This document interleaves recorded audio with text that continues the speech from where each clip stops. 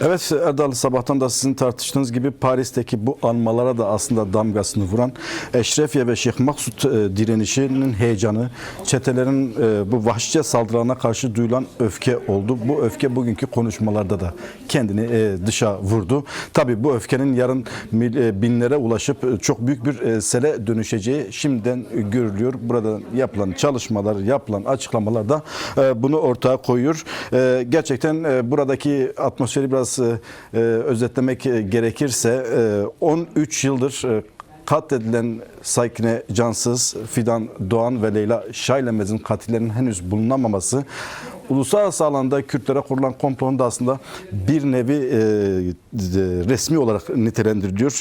Kürtler belki masalarda kurulan kirli ittifaklarla halkların düşmanlaştırılan politikaları, bu politikalarla belki devletler masalarda bunu yapabilir ama Kürtler de 50 yıldır bu direnişlerle bu oyunu boşa çıkartmaya çalışıyorlar. En somut örneği de yine bu devletlerin ortaklaşa yaptığı Lozan Anlaşması'nı 50 yıllık verdikleri mücadeleyle boşa çıkartmaları gibi bugünkü bu komploları da boşa çıkartacak güce ve kararla sahipler. Bugün Paris'ten bu mesajlar verildi. Fazla uzatmayalım. Paris'te evet anmaya hazırlanıyor. Yarın büyük bir kitlesel yürüyüşe, protestoya hazırlanıyor. Fransa, Avrupa'nın dört bir yandan gelecek olan Kürdistanlar ve dostlarla birlikte 13. yılında aslında bizler de merak ediyoruz. 13 yıllık süren bu hukuki aşama hangi noktaya geldi? Sakine Cansız, Leyla Şaylemez ve Fidan Doğan'ın bıraktığı miras şu anda hangi noktaya ulaştı?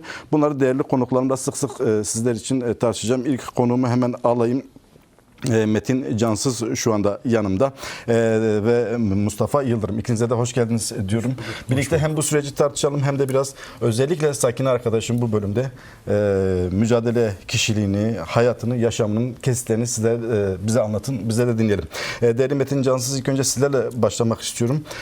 Herkesin çok yakından merak ettiği 13 yıllık bu katliam boyunca hukuk mücadelesinde de vazgeçmediniz. Hukuk mücadelesini hem Kürt halkı hem aile olarak sürdürdünüz. Şu anda hangi aşamadayız? Geldiğimiz nokta ne? Kısaca neler belirtmek istersiniz? Öncelikle iyi akşamlar diliyorum herkese. Şimdi hepimizin bildiği gibi katil zanlısı olarak yakalanan bir şahıs vardı. Ömer Günay. Onun öldürülmesinden, cezaevinde ölmesinden, öldürülmesinden ya da ne olduğu tam bilmediğimiz, çünkü dosyada henüz ölüm raporunu görmüş değiliz. Ne olduğunu bilmediğimiz olaydan sonra dava düşürüldü. Çünkü tek sanıklı dava olarak tutuldu. Özellikle tek sanıklı dava olarak tutuldu. Sanığın yok oluşundan sonra da dava düşürüldü. Ailelerin ve arkadaşlarının, toplumun yeni şeyler öne sürmesiyle büyük bir uğraş sonucu yaklaşık bir yıl sonra, 1,5 yıl sonra yeniden bir dava açmak zorunda kaldık. Bu davaya yeni bir savcı atandı, soruşturma savcısı. Ve bunlarla sık sık görüşüyordu, ailelere bilgi de veriyordu ve bize ilk verdikleri şeyde çok umutlandık. Çünkü 2013'ten sonra eldeki bulguların bu davayı aydınlatmak açısından çok önemli olduğunu, çok yeterli olduğunu ve sadece bunun çok ciddi incelenmediği kanaatine vardıklarını söylediler. Bugünkü teknolojiyle bunlar incelenirse bu davanın büyük bir perde arkasının açığa çıkacağını söylüyordu bize. Bununla ilgili planlarını, projelerini de anlattılar. Bunlarla görüşeceğiz, bunları sorgulayacağız, bunları ifadeye çağıracağız dediler. Fakat çok kötü bir haber dün aldık avukatlarımızdan. Avukatlar bu davanın soruşturma savcısının görevinden alınıp başka bir göreve verildiğini söylediler. Yerine yardımcısı atanmış. Yani garip bir şekilde dosya bir noktaya geldikçe soruşturma savcıları değişiyor. Yani bir önceki... Siz bunu neye bağlıyorsunuz? Yani çok nettir aslında. Zaten 13 yıldır davanın üzerindeki gizliliğin kaldırılması bunun en açık örneğidir. Fransa neyi gizliyor bilmiyoruz. Neyi gizlemek istiyor bilmiyoruz. Tahmin ediyoruz, eğer kendi parmakları yoksa, kendi payları yoksa bu katliamda neyi gizliyorlar o zaman? Gizledikleri ne olabilir ki? Bir noktaya geliyor, soruşturma savcısı değiştiriliyor. İlk savcı hatırlarsınız kadındı ve kadın olmanın verdiği avantajla da bir kadın cinayeti olarak da gördüğü için bu cinayeti çok ciddi üzerine gittiğini inanıyorduk. En azından biz aile olarak sürekli o kanaatimizi korumak zorunda kaldık, koruyorduk. O dava katilin yok edilmesiyle kapatıldı. Bu ikinci savcı da çok ciddi şekilde bize ısrarla şunu söyledi ailelere. Elimizdeki veriler ve bulgular bu davanın arka planını açığa çıkarmaya yeterli kadar delil ve bulgu var elimizde dedi. Dedikten sonra görevden. Ama bugün dünün öğrendiğimiz bir şey avukatlarımızdan başka bir göreve atanmış, yerine yardımcısı atanmış. Daha henüz yardımcısıyla da görüşmedik. Çünkü buradaki prosedür aileleri bilgilendiriyorlar zaman zaman. Fakat işin garip tarafı şu, dosyanın üzerindeki gizlilikten dolayı ne doğru düz biz aktarabiliyoruz, bir şeyler aktarabiliyoruz, ne de tam dosyanın içeriğini öğrenebiliyoruz. Yani bize verilen bilgileri bile dışarı yeterince aktarma şeyimiz yok. Çünkü delil olmaktan çıkıyor yasalar gereği. Evet. Fakat şu umudumuzu kaybetmek istemiyoruz ve kaybetmeyeceğiz de. Yani biz gerek ailesi olarak gerekse halk olarak 13 yıldır Fransa'da, Paris'te bir şeyi başardık. Şu ana kadar Paris geçmişi birçok siyasal cinayetlerle anılan bir şehir haline gelmiştir. Evet. Bu sadece Kürtler açısından değil, çeşitli halkların politik önderleri, politik şahsiyetleri burada katledilmiş ve hep dava kapatılmış. İlk defa Kürtler bir şeyi başardılar. Bu davayı mahkemeye taşıdılar. Mahkemeyi açtılar ve 13 yıldır öyle ya da böyle aksak da olsa bu mahkeme sürüyor. Bir şeyi yaparsak her seferinde mahkeme bir adım ileri gidiyor. Eğer biz çığlık sesimizi yükseltirsek, gücümüzü yükselttikçe buranın mahkemesi, buranın devleti bir adım ileri atıyor. Bir süre sonra gene biraz geriliyor. Biz bağırdıkça onlar ileri adım atıyorlar. Ama şunu bilsinler, ne biz ailesi olarak bu davanın peşini bırakacağız, ne bu toplum bu davanın peşini bırakacak, ne arkadaşlar bu davanın peşini bırakacak. Bir tek şeyi sadece yapmaya çalışıyoruz. Biz bazı terimler vardır. Adalet gibi, barış gibi, özgürlük gibi. Bunların içini boşaltmışlar. Biz özellikle adalet için 13 yıldır bu memlekete geliyoruz. Soğuk, kış, kar demeden geliyoruz buraya. Avazımız çıktığı kadar adalet diye bağırıyoruz. O tabirin, o kelimenin içini boşaltmışlar bunlar. Biz gerçek özünü koymaya çalışacağız Kürtler olarak. Ki bunun karşısında aslında bir sürü itiraf da var ortada. En son meclis başkanının bir itirafı vardı. Bu geçen yılki konuşmalarında özellikle mecliste kurulan süreç komisyonunun açılış toplantısında, süreç komisyonu ile ilgili yaptığı bir toplantıda dile getirmişti. İddiası şuydu, devlet içerisinde sızan Fethullah Gülen taraftarları tarafından işlendiğini söylüyordu ki daha önce buna benzer birçok itiraf da vardı. Gerek MİT elemanlarının tutuklanmasında, işte KCK'nin operasyonu sonucu tutuklanmasında verdikleri ifadeler de ortaya çıktı. Gerek daha önce Genelkurmay istihbarat şefi İsmail Hakkı Karadayı, onun da kendisi de bir yayında ismini eğer doğru telaffuz ettiysem bir yayında dile getirmişti. Tüm bu bulgulara rağmen Fransız yargısı nasıl böyle bir tavır alabiliyor? Yani bunu gerçekten nasıl değerlendiriyorsunuz? Çok net bak zaten dosyada şu net açığa çıkmış ve bu artık dosyaya girdi. Yani bu cinayette Türk istihbaratının parmağı var. Türk istihbaratının bilgisi dahilinde yapıldığı konusunda dosyada bilgi var zaten. Bu dosyaya girmiş bir bilgidir, resmi bir bilgidir. Şimdi Fransa bunun neresindedir? Bak biz ailesi olarak, ben ailesi olarak benim sorunum şudur. Derdim de şudur. Burada öldürüldü. Burada katledildi. Bu devlet sorumludur bundan. Bu hükümet sorumludur buradan. Burası sorumludur ondan. Ablamı koruyamadılar. Parmakları neresindedir? Bu işin neresindedir? Bunu açığa çıkarmak zorundalar. Türk devletiyle ablam arasındaki sorun birbirlerini zaten gördükleri yerde öldürebilirlerdi. Yani onu hep beklediğimiz bir şeydi Türk devleti tarafından. Ama Fransa'nın bu işin neresinde olduğu konusunda sıkıntı yaşıyoruz. Evet. Fransa eğer bu işin içinde değilse dosyanın üzerinde gizliliği kaldırılsın. Gizliliği kaldırsın. Gizliliği kaldırmamasının altında yatan gerçek budur işte. Eğer kendi parmakları yoksa kaldırırlardı bunu. Ve garip olan da şu. Milli Savunma Bakanlığı buna karşı çıkıyor. Yani ilginç bir şey, çok garip bir şey. Türkiye'deki Milli Savunma Bakanlığı karşılığı olan Fransa'daki yapı buna karşı çıkıyor. Dosyanın üzerindeki gizliliğin kaldırılmasına karşı çıkıyor. Yani aralarında nasıl bir kirli pazarlıklar yapılmış bilmiyoruz. Nasıl şeyler yapılmış bilmiyoruz. Ama dosyadan şu net ortaya çıkıyor. Ömer Günay'ın bu katliamı, bu cinayeti işleyeceğinde önceden haberdar olmuşlar. Fakat bunu engelleyememişler. En iyimser biçimiyle cinayeti engelleyebilirler de engellememişler. En iyimser biçimiyle söylüyorum sadece. Evet, anladım. Tamam, devam edeceğiz. Değerli Metin Cansız, hemen Mustafa Yıldırım'la aslında Heval Sakinler'in burada bildiğimiz en eski arkadaşlarından birisiniz. Kısaca davayla ilgili varsa görüşleriniz, onları alalım ama daha çok sizle onun tanışıklığı üzerine konuşmak istiyoruz. Sizin bu davanın bu geldiği aşama bir Kürt olarak, Sakine Cansız'ın bir arkadaşı olarak nasıl değerlendiriyorsunuz? Öncelikle herkese iyi akşamlar diliyorum. 13 yıl önce medeniyetin beşiği sayılan kentlerden biri olan Paris'in merkezinde 3 Kürt siyasetçi acımasızca katledildi. Bunların şahsında Özgürlük davasında yaşamını yitiren herkesi minnet ve saygıyla anıyorum. Şimdi 13 yıl boyunca bu davanın bir adım ilerlememesi acı verici bir olaydır. Özellikle Fransa gibi bir ülkede bunun üstünün kapalı tutulması, bunun açığa çıkarılmaması acı verici veya düşündürücü bir tutumdur. Ama bir şeyi bilmesi gerekir yani bu ülkenin. Kürtler bu işin peşini bırakmayacak. Bu iş açığa çıkarılıncaya kadar bu işin takipçisi olacak. Bu işi mutlaka açığa çıkarmanın yolunu, yöntemini bulacaktır diyorum ben. Evet. Hemen o zaman ilk şöyle bir soruyla başlayalım. Dediğim gibi en eski arkadaşlarından bilirsiniz burada kalan bilinen. Siz evvel sakinlerle nasıl tanıştınız? İlk tanışıklığınız nasıldı? İlk izlenimleriniz neydi ona ilişkin? Biz Dersim'deydik. Dersim şehir merkezinde yaşardık. Biz aynı mahalledeydik. Dağ Mahallesi diye bir mahalle var aynı mahallede. Benim yaşamımı sürdürdüğüm ev ile Siz Metin arkadaşlarla tanışıyordunuz değil mi tanışıyorduk tabii. Evet, O dönemde Dersim'deki. aynı mahallede küçüktü yani. Dersim küçük bir ildi. Yani nüfusu zaten 10-12 bin civarında. De mahallede küçüktü. Herkes birbirini tanırdı. Aradaki mesafe 150-200 metre kadardı. Çocuk olarak tanıyorduk ama birbirimizi şey diyorduk. Fakat böyle ilişki yoktu. Ama benim ilk tanıdığım işte 1976 esas olarak 1976 yıllarındaydı. 1976 yıllarına gelindiğinde Dersim'de işte Kürt özgürlük mücadelesine işte yürütmeye çalışan bir takım arkadaşlar gelmişti. Özellikle Ankara'da gelip gidiyorlardı. Şehir merkezinde de bir takım insanlarla kontakları kurulmuştu. İlk kontak kurulan insanlardan işte birisi de Sakine Cansız'da, Hamile Yıldırım'da. Hamile Yıldırım benim akrabam, Sakine Cansız'da da kurulmuştu. Dolayısıyla haberdardık. Evet. İlişkiliydi, konuşuyorduk.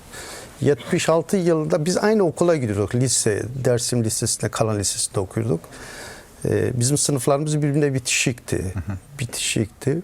1976 yılı içerisindeydi. O zaman siyasal tartışmalar başlamıştı. Kürt meselesine ilgi duyuyordum. Ben de ilgi duyuyordum. İşte savunmaya çalışıyorduk yani. İşte bir tartışmanın yürütüldüğünü söyledi yan sınıfta. Oraya geçmiştim. İşte bir grup kümelemişti. Yaklaşık 10 kişi falan vardı. Bir grup kümelemiş tartışıyordu. İşlerinde bir kadın vardı. İşte genç bir insan. Sakineydi gördüğüm onda. Yanaştım, ilgiyle dinledim tabii. Şeyi savunuyordu yani Kürdistan bir ülkedir tezi tartışılıyordu. O zamana kadar siyaset herhalde sadece erkekler tarafından yapılıyordu. Erkekler tarafından yapılıyordu. İşte evet. Bir kadının bir siyaseti bilinçli bir şekilde tartışmasına yaşamda ilk defa tanıklık ediyordum. Yani ilk defa gördüm de şaşırmıştım yani nasıl oluyor. Bir de bilinçle savunma şeysi vardı. Anımsıyorum o tartışmayı halen. Nasıl anımsıyorum? Özellikle 3 konu üzerinde tartışılıyordu. Ben de biraz bilgim vardı. Yani ilgi duyuyordum. Oturup kalkıyordum. Artık Kürdistan bir ülkedir diyor. Kürdistan ulustur diyorduk. Kürdistan ulus mudur değil midir tartışılıyordu. Bak özellikle bugünlerde Kürt varlığının artık dünyaca kabul edildiği bir noktaya geldik. Ama o dönemde biz Türkiye Sol Hareketi'yle Kürtler bir ulus mudur, ulus değil midir? Kürdistan diye bir ülke var mıdır, yok mudur? Kürtler ülke midir, değil midir? Sakin arkadaş özellikle ilk ondan duydum. Bir ulus olmanın niteliklerini sayıyordu. Ya da ülke olmanın niteliklerini sayıyordu. 4 tane ilkeden bahsediyordu. İşte iktisadi yaşam birliği, ekonomik birliği, dil birliği, tarih birliği. İşte tarihten örnek verdi. Bir tarih birliği var diyordu. İşte dil birliği var. 4 lehçesi var ama bir dildir Kürtçe diyordu. İşte bu topraklar Kürdistan'dır diyordu. İşte iktisadi yaşam birliği parçalanmasına rağmen cılız da olsa vardır diyordu. Hayranlıkla dinledim tabii. İlgiyle dinledim kendisini. Ondan sonra tanıştık tabii. Artık ilgi duyduğumuz bir şeydi. Bir de cesurca ve bilinçlice savunuyordu. O çok önemli, o çok önemli. İşte daha sonraki dönemlerde artık 1976'nın sonu biz yaz tatiline girdik. Gittik 76-77 sürecinde sanırım İzmir'e gitmişti. İzmir'e gitmişti. Metin, biz o zaman artık örgütlüydük.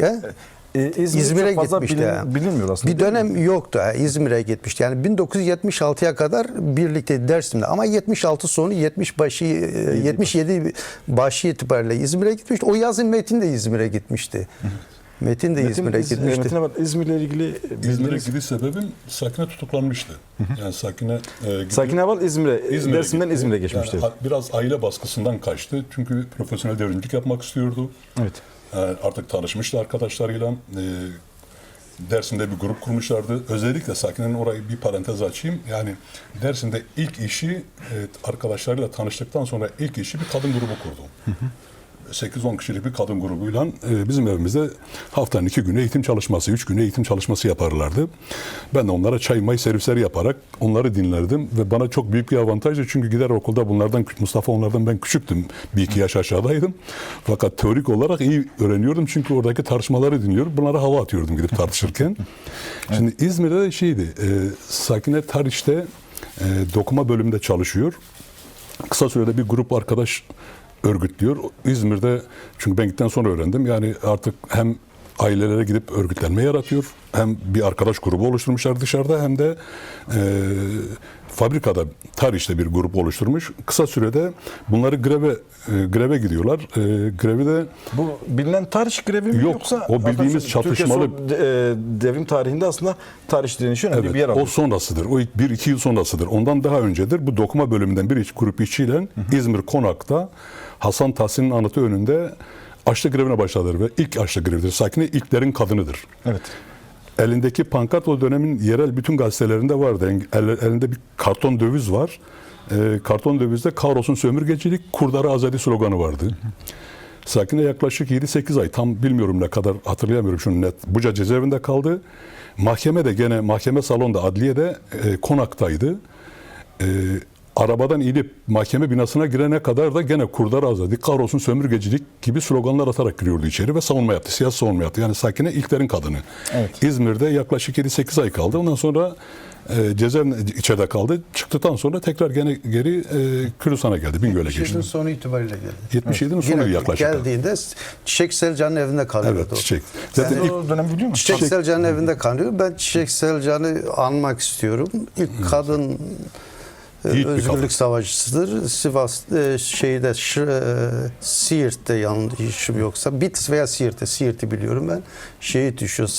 Anılar önünde saygıyla eğiliyorum. Kardeşiyle kalıyordu. Cemal diye bir kardeşi vardı. Babaları yurt dışındaydı. Onların Almanya'daydı. Geri gelmişti, oradaydı. Orada sık sık karşılaşıyorduk. Senin evin vardı, ben de oraya gidip kalıyordum. O zaman biz artık çalışmaların içerisindeydik. Yaklaşık 1 ay orada kaldı. Ondan sonra Bingöl'e geçti tabii. Yani Elazığ Bingöl yöresine geldi. Kadın çalışmasını ilk başlattı. İlk kadın çalışmasını başlattı ve Bingöl'de büyük bir toplantı. Herhalde 40 civarında kadının katıldığı bir toplantıyı ilk defa Bingöl'de gerçekleşti. Yani Sakin arkadaş tarihte kadın hareketinin başlatıcısıdır. İlk başlatıcısıdır. İlk örgütleyicisidir. İlk resimli görevlisidir dedi. Peki o döneme ilişkin sizin böyle hatıranızda kalan, böyle onun biraz daha kişilik özelliklerini anlatan bir anınız var mı? Şimdi nasıl tanımladınız o dönemi? Yani Sakin arkadaşı o dönemde de tanıyorum. Cezaevi sürecinde de tanıyorum. Özellikle Elazığ cezaevinde de biz beraber kaldık. Diyarbakır cezaevinde de kaldık. Aynı anlarda, aynı mahkeme, aynı davalarda yargılandık. Biz birlikte mahkemelere gittik. En büyük özelliği cesaret. Büyük bir cesaret gücüne sahipti. Şimdi cesaret korkusuzluk değil. Cesaret korkulara rağmen büyük amaç uğruna gösterilen, sergilenen tutumdu. Korkuları olabilir, şunlar olabilir ama ulvi bir amaç uğruna gösterdiği duruş. Şimdi o duruşu onunla gördük. Yani benim gördüğüm, ben şey yapan o duruşu. Mesela Elazığ cezaevinde 1850'lerde de aynı duruşu göstermişti. Özellikle 1850'lerdeki tavrını anlatmak istiyorum. Yani Sakin'in beni en çok etkileyen, en çok ilgimi çeken cesurca duruş, bilinçli cesurca duruştur. Mesela dik bir duruş. O dik duruş kişiliğine de, duruşuna da. Şahin'e saldırıyor mesela.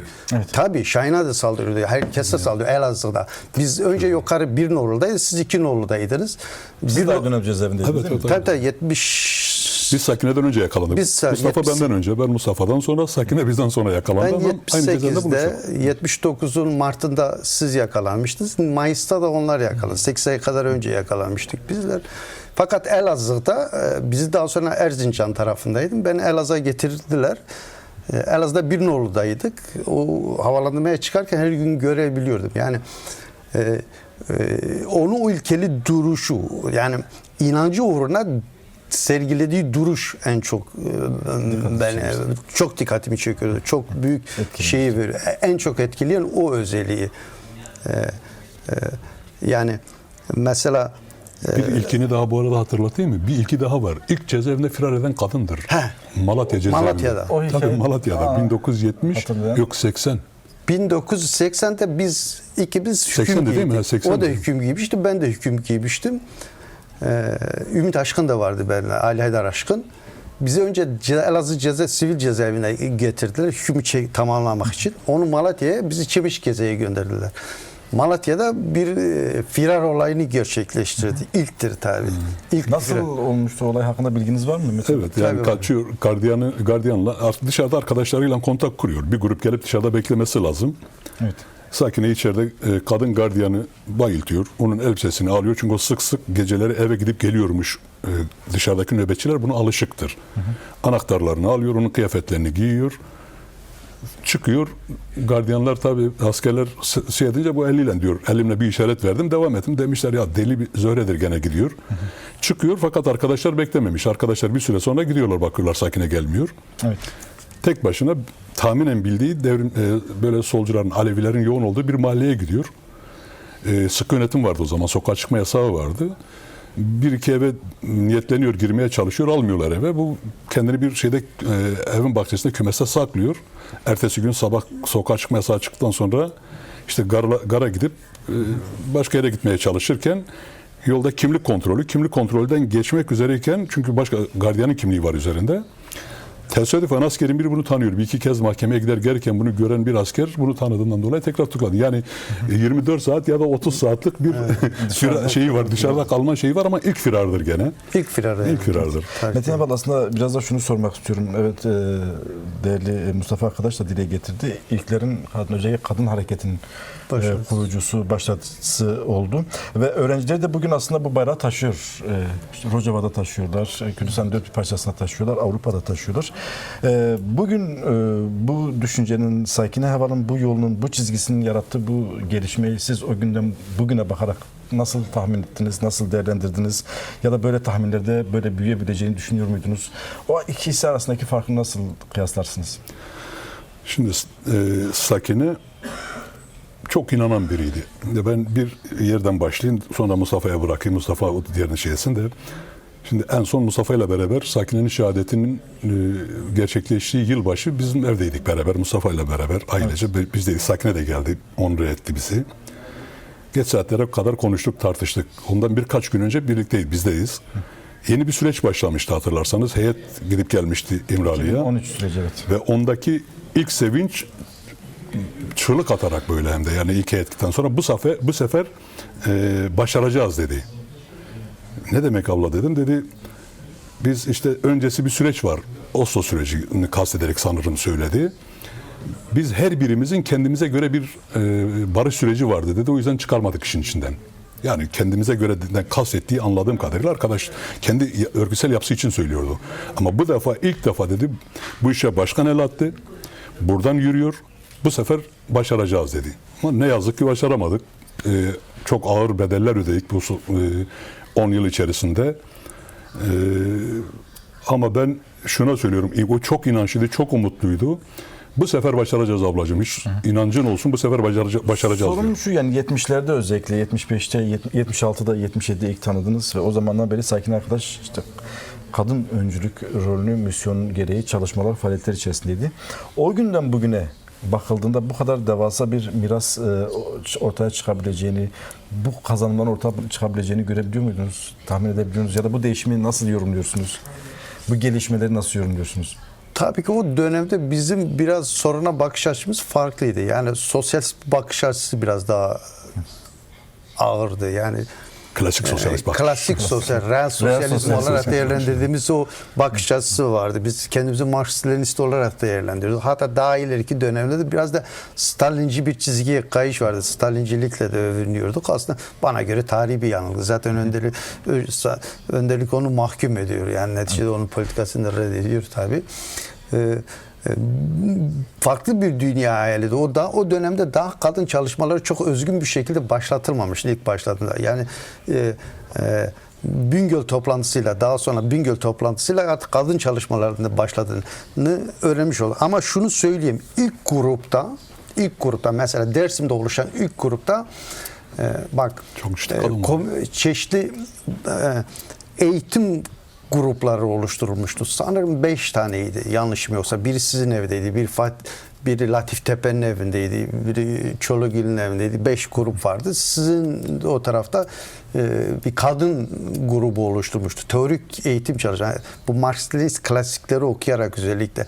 Biz o dönemde dergi falan yoktu. Yayın yoktu. Teorik ihtiyaç şeyden karşılanıyordu. Ya Marksist klasikleri okuyarak karşılamaya çalışıyorduk. Bir de 76'da anımsarsın. Bir 7 kaset vardı. Başkan 7 kaset çözümlendi. Yazıya döküldü. Onu da esas alarak bir çalışmalar yürüttük. İlk Dersim grubunda Doğru yolu kavrayalım mıydı o? Neydi isim olarak? Kürdistan devrinin Yolu muydu? yolu ve çözüm yöntemi. O daha sonra geliştirildi. Daha sonra kaleme alındı. Öyle bir şey. Manifestoya dönüştü. Yani o esas alındı. Daha sonra herhalde Hayır arkadaşlar, Mazlum arkadaşın özellikle kaleme alarak onu biraz geliştirdi. Ama temel o 7 kasetti. Biz o 7 kaseti sözlü olarak da dinliyorduk. Şuraya gelmek istiyorum. İlk grubu Sakine arkadaş yönetiyordu. Zaten eğitim çalışması kaç insan vardı? Yani Dersim'de herhalde bir 10-15 kadın genç arkadaş vardı. Tabii öpeydi. Hepsi kadro oldu. Evet. Ciddi kadrolar oldular. Hepsi de ciddi kadro oldular. Hepsi çalışmalara büyük katkı söyledi. Yani Dersim'de mesela 1976-78'de bu ilk öncü ekibin oluşturduğu şeyle Kürdistan çeşitli coğrafyalarına gönderildi. İşte bu çalışma buraya getirdi. Belki bu kadarını hayal etmiyoruz. Biz daha çok sosyalist bir devrim oluştu. Bir ülke kurarız. İşte Sovyetler Birliği'ne dayanırız. İşte ama inancımız hep vardı. Yani bunu söyleyeyim. Bu inanç o kuşakta vardı. Biz başaracağız bu işi. Öyle ya da böyle. Yani bugün geldiğimiz koşullarda farklı şeylerdeyiz. Farklı şeyler düşünebiliriz. Fakat o inancımızdı. Evet. Yani Diyarbakır yaşatan o inançtı. O zulmü çekmemize sebep olan o inançtı. O inanç bize çektirdi, kaldırttı, onu kaldırabildik. Bir yerde Diyarbakır'ı anmak istiyorum ben. Diyarbakır'da mesela bakın. Yani Sakine bu arada Musa, Sakine hiç kendini anlatmadı Diyarbakır'da. Hiç anlatmadı. Hep başkasını anlatmış. Başkası da Sakine'yi anlatamamış doğru dürüst. Birazcık. Yani anlatılması lazım. Lütfen bana göre anlatılması lazım. Şöylesine anlatılması lazım. Bakın 12 Eylül olmuştu. 12 Eylül büyük bir darbeydi. Büyük bir şeydi. Yani genel anlamda Türkiye toplumu üzerinde bir silindir gibi geçiyordu. Evet. Birçok örgütü kısa zamanda çökertti. Dev Yol büyük bir organizasyondu. İşte üst yöneticileri tutukladı. Ama asıl hedeflendiği Kürdistan özgürlük savaşçılarıydı esas olarak. Elazığ'da mesela ilk toplumsal operasyonu Elazığ'da düzenlediler bunlara yönelik. Büyük bir işkence uyguladılar. Belki o coğrafyanın tanık olmadığı bir süre kaldılar. Yaklaşık 90 gün kalmışlardı işkencede. 1800'lerde işkence, ağır işkenceler. Yani ilk 1800'lerde yani yeni kuşak izleyicilerimizin bilmesi Elazığ'da işkencehanenin yapıldığı merkezdi. Öyle 12 Eylül'de işkencehanelerin yapıldığı bir merkezdi ama bakın. Millet isminden korkuyordu. İsminden korkuyordu. Yani biz kitap olarak Saygon zindanlarını okumuştuk. Hatta Saygon zindanları diyorduk bu abartılıydı. Ama o 1800 evleri ve Diyarbakır'ı gördükten sonra Saygon zindanlarının sırada kaldığını sonucuna vardı. Gördük yani onu. Şimdi Diyarbakır özellikle mesela korkunç bir işkence, korkunç bir şey vardı ama mahkemelere çıktığında veya Sakin arkadaşı mahkemelere birlikte çıktığımızda gördüğümüzde korkuda veya tereddütte eser göremiyordun. Yani o dik duruş, o dik bakışı ve o şeyi yapıyordu. Mesela ilk siyasal çıkışı yapıyordu, siyasal savunmalar yapıyordu. Bizleri sürüklüyordu, bizleri etkiliyordu. Her mahkemede mutlaka Bir kavga çıkır dışarı atıyorlardı Ha, bunu. bizi- Ama bizim için ne moraldi bak unutma. Gelirdi onun en önde oturturlardı. Ben de genelde en arkada sağda, o solda, ben sağda, kardeşiz birbirimizi görmeyelim diye.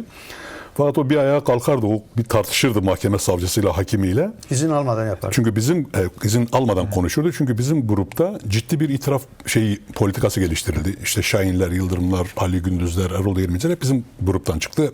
Yani bütün sorumlularımız neredeyse itirafçı oldu. Evet. O biz etkilenmeyen dönerdi, bir bakış atardı hepimize, böyle bir göz göze gelirdi yani her birimizden mutlaka. Birkaç saniyelik bir göz göze geliş bile bize ne anlatmak istediğini hissederdik. Birkaç sözle söyler, onu dışarı atarlardı karga tulumba, ama onun o söylemi bize çok ciddi bir motivasyon veriyordu, güç veriyordu, enerji veriyordu. Cesareti oradan öğreniyorduk. Ondan görüyorduk, ondan yaşıyorduk. Yani, Mutlaka döner bir bakardı yani böyle. bu Bir cesareti bize. görüyordu. Cesareti ondan öğreniyordu. Yani inancı ondan öğreniyorduk. O cesaret aslında bir kocaman devasa bir devrime yol açtı. Tabii ki, tabii kadın ki. devrimi. Ahmet. Mesela Rojava kadın devrimi diyoruz. Tabii. O arkadaşların emeğiyle oluşan bir devrimdi. Şu anda da büyük bir saldırı ve saldırı altında, tehdit altında. Ama buna rağmen öfke de var. Yarın da burada büyük bir yürüyüş yapılacak. Aslında biraz da bu son birkaç dakika ona ayırmak istiyorum. Bu yürüyüşe ilişkin yıllardır Kürtler burada yürüyüş yapıyor. Bu yılki yürüyüşte bu saldırıların eşiğinde, bu saldırıda duyulan öfkenin yarattığı atmosfer içerisinde yapılıyor. Siz bizi izleyen izleyicilerimize son olarak yarınki yürüyüşe ilişkin ne söylemek istersiniz? Ya ben öncelikle şunu söylemiştim. Zaten bir çağrı yapma ihtiyacı duymuyorum. Çünkü 13 yıldır her şeye rağmen Avrupa'nın çeşitli illerinde yaşayan bütün Kürdistanlılar ve bütün Kürdistan dostları buraya zaten geliyorlar. Adalet umuduyla buraya geliyorlar. Bu sene de geleceklerine, hem de daha fazla geleceklerine inanıyorum. Fakat bir kaygı taşıyorum ailesi olarak. Çok kötü hava koşulları var. Evet. Özellikle Almanya, dışarıdan gelenler için umarım bir şeye sebebiyet olmadan, yani bir kazaya sebebiyet olmaz. Dikkatli olmalarını öneriyorum. Ama gelme konusunda hiçbir tedirginlik yaşamadık, hiçbir şey yaşamadık. Her yıl burada o Kürtler geliyorlar, burada adalet arayışlarını sürdürüyorlar. Bu sene de geleceklerine inanıyorum. Sadece hava koşulları biraz kötü, dikkatli olmalarını öneriyorum. Biraz dikkatli olsunlar lütfen. Siz bu konuda son bir şey söylemek ister Ben misiniz? son olarak şunu söylemek istiyorum. Yani 2013'te bir katliam dayatıldı. Bu açığa çıkarılmadı. Bunu yeterince takipçisi olunamadı. Yani 23 Aralık'ta bir benzeri yine devam etti. 3 Kürt siyasetçi burada katledildi, unlanacak. Çağrım şu: Kürtler bu dava açığa çıkarılıncaya kadar bu davanın takipçisi olmalarıdır. Benim çağrı bu. Çok teşekkür ediyorum. Ben Her ikinize teşekkür de zaman ederim. ayırıp Biz teşekkür programda ederiz. katıldığınız için. Evet Erdal, buradaki tabii bağlantılarımız devam edecek saat başta. Bu sefer bu büyük eylemleri organize eden Kürt Kadın Hareketi'nin temsilcilerini yayınımıza alacağız ve yarınki eylemin detaylarını konuşacağız. Ama bugünkü bu programımızda ortaya çıkan önemli bir bilgi vardı. Onu da tekrar paylaşmak istiyorum. Davanın savcısının değişmesi durumu söz konusu. Dün avukatlar aracılığıyla aile bildirildi. Aslında davanın belli bir aşamaya gelip artık çözüm noktasına geldiği ya da delillerin ortaya konulup artık karar aşamasına gelebileceği bir noktada savcının tekrar görevden aldığını, yerine yardımcısına atandığı bilgisi paylaştı değerli Metin Cansız. Ve bir noktada dikkat çekti. Sesimizi yükselttikçe Fransızlar adım atıp bir şeyler yapmaya çalışıyorlar. Biraz gevşettiğimizde ise davayı unutturmaya çalışıyorlar. O anlamıyla yarınki eyleme buradan katılmak çok önemli. Şimdilik sözü sana ve konuklarına bırakalım. Saat başında tekrar ekranlarınız karşısında olacağız. Mahir, çok teşekkürler sana ve konuklarına. Stüdyoyla devam edeceğiz ve Ankara'ya gideceğiz. Bu özellikle